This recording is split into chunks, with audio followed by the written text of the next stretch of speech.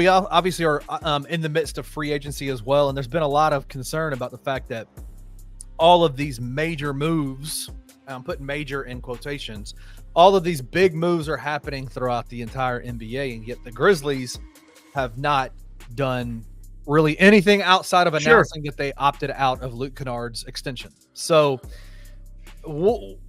are you at all concerned about the fact that there's been no moves made, or what do you think? What are the Grizzlies waiting on for something to happen? Because something's going to have to give, right? Like they're waiting around to sign Luke Kennard and see if they can trade Zaire Williams and free up some roster spots to see what they can do. I mean, I haven't seen Luke Kennard tied to anybody else. Have you? Right. No. Any reports tying Luke Kennard to the Lakers or anybody? No. So I think that, signing Luke Kennard is the only thing really on the docket. Maybe sign another big, but I want people to realize, I know this was the offseason of bigs, but you got your big in Zach Edey. That's who they're investing in right now. So whoever they bring in as like a backup big is their fifth big, because you already have Zach Edey, Jaren Jackson Jr., Brandon Clark, and Santi in front of the guy. Yeah. So whoever they bring in is not going to make that big of a difference. I don't view the Grizzlies not doing much as a slight or a bad thing at all, because I think, let's look at the roster right now. I think you have your 8 deep at the very least. You have Ja, you have Jaren, you have Bane, you have Zach Edey, you have Vince, you have Marcus Smart, right? You have Gigi, you have Santi. Like, that's not like there are worse 8s in the NBA, and we're not that far removed from 2 years ago winning 50 games. And I think this roster's much better, maybe better put together than that team was. So, I mean, in the end of the day, I know people get caught in like this transaction porn mode, where they're like, oh, who they're going to go sign. You just want to see a new piece. Oh, how's he going to fit with the Grizzlies? But the Grizzlies aren't really in that type of situation right now. They have to control their cap, deal with trying not to get into the luxury tax.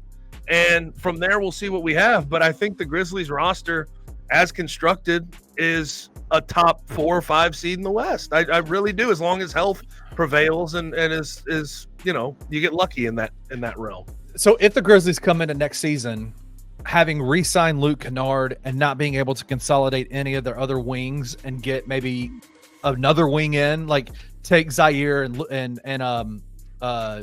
Jake LaRavia or even John Konchar's contract and ship them off to get another asset, some picks, whatever it may be, are you confident about this roster? I know you mentioned the top 8, but that feels like even standing pat where they are, bringing Luke Kennard back, that this team is better than where they were 2 years ago.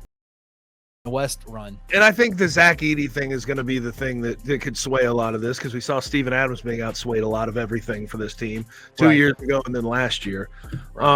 But no, I feel confident with where this team would be, especially if they sign back Luke Kennard and add some shooting, that type of thing. They also made some coaching switches. Yeah, dude, it's crazy, right? And they brought in the best coach in Europe to sort of run the offense. And what's his name? Let me find it so I don't screw this up. Tomas Acello.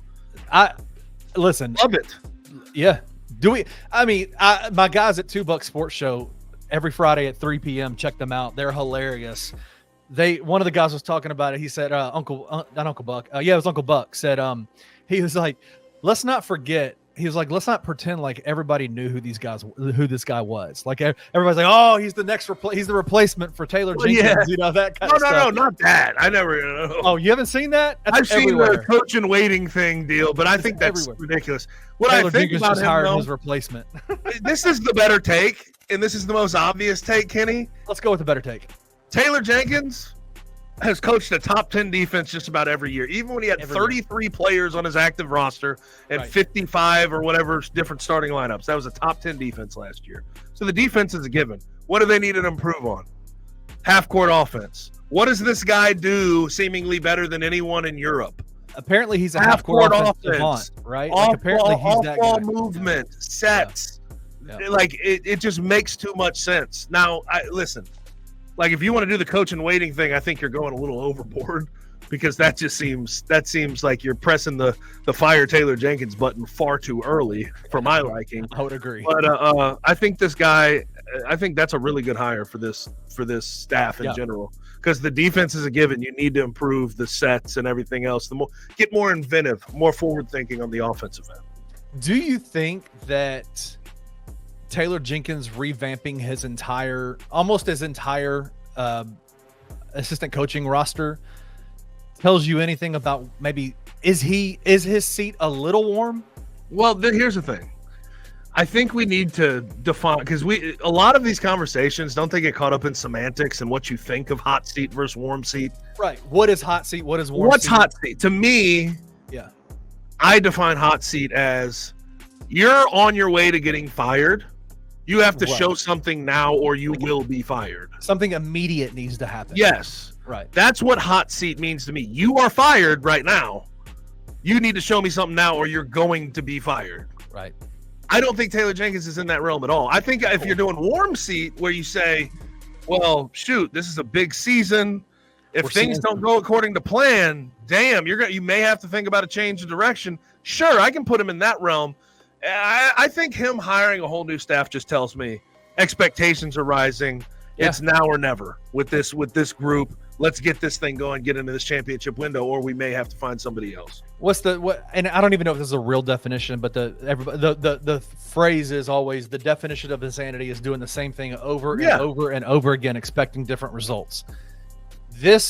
These guys, the continuity of that assistant coaching staff, the guys, and this is how it works. There are legitimate coordinators on NBA assistant staff. Like there's an offensive guy, there's a defensive guy, there's a there's a guard coach, and then they have guys that work with specific players. Like, so that's why the I guess the staffs are so big in the NBA.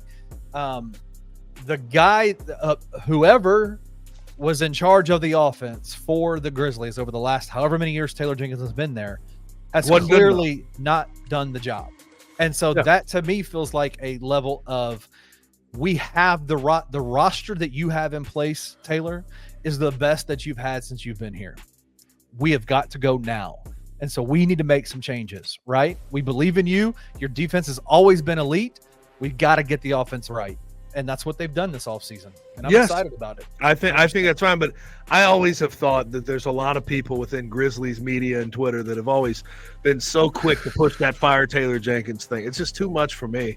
My whole question about it, he's done a very good job as the head coach of the Memphis Grizzlies. They're one like end of the world season of injuries away from a 2 seed, 57 wins in a 2 seed. Like, what are we talking about here? Yeah. My question has always been to people that have pressed that fire Taylor Jenkins button is who? Who? Like, who are you going to go get? Yeah, and then to your point, like, you bring in this guy that we didn't even know from Eurobasket.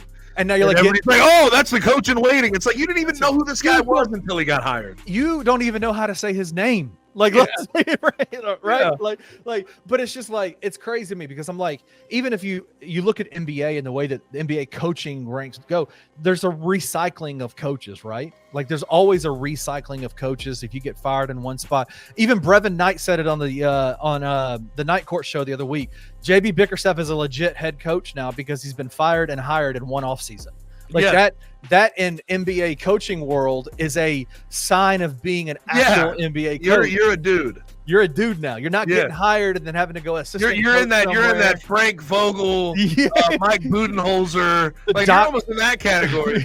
Doc Rivers. The Doc River. You're in that Doc Rivers camp. Those camps. No, but like the other thing about this hire that I actually appreciate, Kenny, and sorry to cut you off. You're good. Tomas Ilsaro or whatever it is. With the influx of foreign talent and a lot more foreign, concepts being run over here in NBA. Yes. Go exactly to where this has happened. Bring somebody over that has helped this thing move along in the NBA. I like that thought process too.